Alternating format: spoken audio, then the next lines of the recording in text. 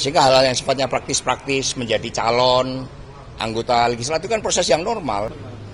Ya, bagi PD Perjuangan, politisi itu dipimpin oleh ideologi, oleh gagasan besar. Sehingga hal-hal yang sifatnya praktis-praktis menjadi calon anggota legislatif kan proses yang normal. Itu nanti biar saudara Guntur Romli atau Mujab ya. Oke. Mas, terkait dengan survei SMRC soal ekonomi ini kan kepuasan publik itu turun drastis banget di Juli ini. Nah, kira-kira buat pemerintah apa yang harus diperhatikan? Sekiranya apa sih yang bikin jelek banget gitu? Ya, politik, pemerintah, DPR, partai politik harus mendengarkan suara-suara publik, termasuk yang disampaikan melalui survei. Survei adalah instrumen kuantitatif dengan metodologi tertentu. Ini bagi PD Perjuangan, hasil survei tersebut akan kami pakai, akan kami lengkapi dengan analisa kualitatif melalui berbagai FGD dengan para pakar, sehingga kami juga bisa merespon secara strategis terhadap hasil survei tersebut. Apakah ini menggambarkan suatu perubahan di dalam realitas politik kita, dan bagaimana jawaban PD Perjuangan. Ini yang akan kami lakukan dengan hasil survei tersebut. Tetapi ya kami berharap agar ini bagian dari suatu kontrol publik, bagian dari check and balances, di mana suara-suara itu harus didengarkan oleh pengambil kebijakan untuk melahirkan suatu koreksi, agar keresahan-keresahan rakyat terhadap ekonomi itu dijawab dengan baik. Tadi dalam diskusi dengan anak-anak muda, ketika mereka menuliskan harapan dan kekhawatirannya, banyak yang mengkhawatirkan terkait dengan kondisi ekonomi kita, terkait dengan bagaimana lapangan kerja harus diciptakan. Itu yang harus dijawab, dan PD Perjuangan akan melakukan hal-hal yang konkret melalui anggota legislatif kita, kepala daerah dari PD Perjuangan dan struktur partai, agar mendorong program-program padat karya bagi rakyat dan ekonomi kreatif, di mana Ketua DPP dipimpin oleh Mas Prananda Prabowo.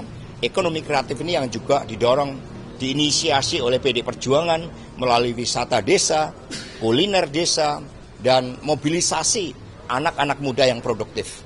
Mas, gimana PDIP melihat cara Prabowo menanggapi kritik-kritik yang dilemparkan oleh masyarakat? Mas, PDIP melihatnya seperti apa? Ya, kritik bukan dijawab oleh pemimpin, harus ada mekanisme sistemnya. Ya, di sekitar presiden harus ada think tank yang betul-betul kredibel, yang menjangkau grassroots, sehingga respon yang diberikan itu otentik sebagai harapan dari rakyat yang paling bawah. Itu yang diharapkan oleh PDI Perjuangan. Nah, sedikit soal update kasus dari Verdi. Ini kan penegakan hukum itu dirasa sama masyarakat itu benar ada perlakuan spesial dari aparat penegak hukum yang lalu juga sampai yang lain. Nah, ini PDIP melihatnya seperti apa, dan apakah akan mendorong pengawasan DPR? Ya, suara rakyat harus didengar. Penegakan hukum tidak boleh tebang pilih, tidak boleh ada treatment yang berbeda. Kalau yang lain dikenakan rompi, borgol, harus diperlakukan sama. Sekiranya hal tersebut tidak dilakukan, ada ketidakadilan dalam hukum, maka bisa menciptakan risiko sosial dan politik. Ya, PD Perjuangan mengingatkan hal tersebut agar kesamaan kedudukan dalam hukum itu juga kesamaan treatment di dalam proses menghadapi kasus-kasus, apalagi yang berkaitan dengan korupsi, penyalahgunaan jabatan, dan dugaan terhadap tindak pidana pencucian uang.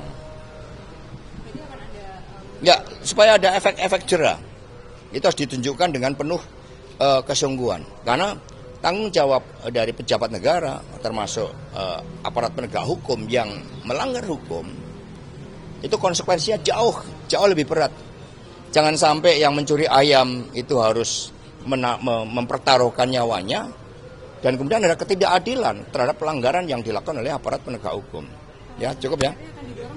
Oh, tentu demokrasi memerlukan pengawasan, check and balances, termasuk dari DPR, karena di dalam buku How Democracy Dies itu dinyatakan bahwa ketika sistem politik tidak ada lagi kritik, ketika etika antar lembaga negara diabaikan, ketika ada intervensi antar lembaga negara, maka yang ada adalah benih-benih ketidakpercayaan dan kerawanan-kerawanan dalam sistem pemerintahan negara yang menciptakan resiko politik, ekonomi, dan sosial. Ini yang harus kita hindari karena kita adalah negara demokrasi, kita bukan negara otoriter.